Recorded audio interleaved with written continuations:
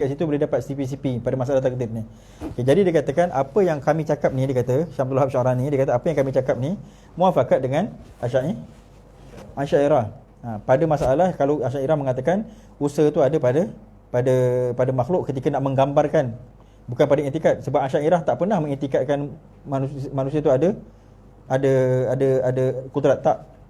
Memang Asy'ariyah tu adalah sufi sebenarnya. Tinggal lagi Asy'ariyah kalau tak ada sufi dia tak nampak lah. Sebab sufi tu perjalanan, sufi tu kena berjalan, sufi tu tak boleh baca. Sufi tak boleh dapat dengan ni tuan-tuan. Ini hanya gambaran je. Saya bacakan ni sebab tuan-tuan ada yang dah suluk. Itu sebab tu saya bacakan ni, supaya tuan-tuan nampak apa yang tuan-tuan lalu tu ada disebut oleh ulama. Itu juga yang saya sebutkan, kadang-kadang ketika saya kadang-kadang bertekak dengan beberapa orang sufi yang kadang-kadang mereka tak ada basic. Jadi mereka ni, saya katakan kita ni perjalanan sufi ni, kadang-kadang bila kita katakan di dalam kitab itu, di dalam kitab ini kata begini-begini kan, tidak sama dengan apa yang kau katakan. Jadi mereka kata yang kau pergi hafal kitab orang buat apa, dia kata. Sebab sufi ni perjalanan sendiri. Dekat situ dia dah jadi Suhabi, Sufi Wahabi. Sebab Wahabi ni ada dalam masalah akidah pun ada, memang Wahabi lah. Yang ini Sufi pun ada Wahabi dia. Sebab dia mula nak ijtihad sendiri. Kita ni orang yang Nabi cakap ulama'ukum syarru man tahta adim istama' min 'indihim takhrujul fitnah wa fihim ta'un. Nabi kata zaman kita sekarang ni ulama jahat. Kita yang bukan ulama agak-agak baik tak? Macam mana kita yang jahat ni pula, kita pula boleh lain pula makrifah kita daripada wali-wali yang zaman Syekh Abdul Qadir dulu. Faham ke tak faham?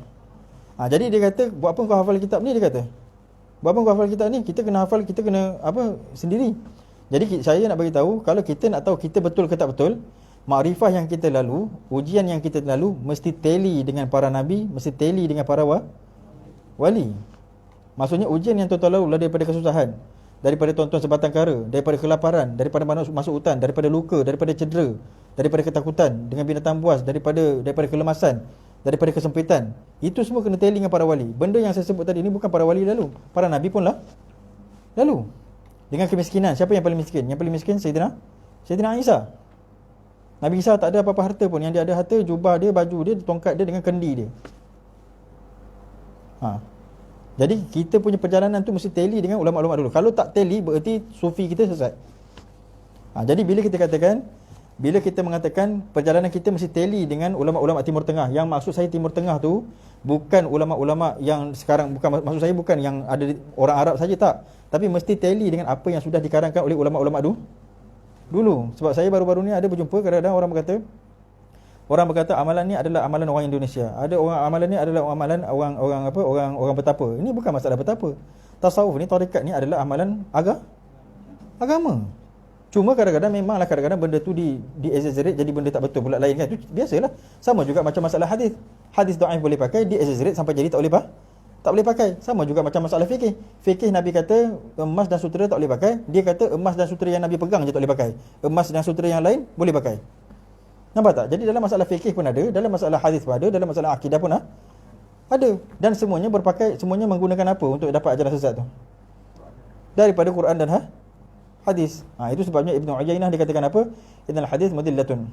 Innal hadis mudillatun illa lil fuqaha.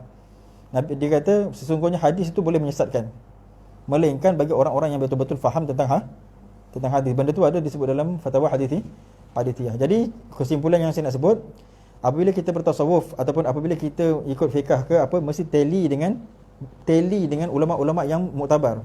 Tally dengan tarekat-tarekat muktabar. Tally dengan, bukan asalkan dia orang tarekat je kita dengar, tak. Dan kita ketika kita membaca kitab, bukan kita menghafal kitab. Walaupun kita khatam macam saya ni, saya Durun Nafis ni saya khatam dengan Syekh Abdul Wahab 3 kali. Syekh Abdul Wahab khatam dengan Tuan Syekh Yahya 8 kali. Sebab kitab ni memang sedap tuan-tuan. Dan kitab ni sangat sangat berat tuan-tuan, bukan berat. Dia sangat berat. Jadi kalau tak cukup ilmu, ataupun kalau orang yang belajar tu gurunya tak masak, tak faham lah. Itu sebabnya saya buka kitab ni, sebab daripada kitab ni lah orang sesat. Sebab semua orang nak ngajar dan semua orang nak mengatakan dia dah sampai. Itu sebabnya. Okey. Jadi itu yang dikatakan muafakat ya. Okey, boleh teruskan Ustaz?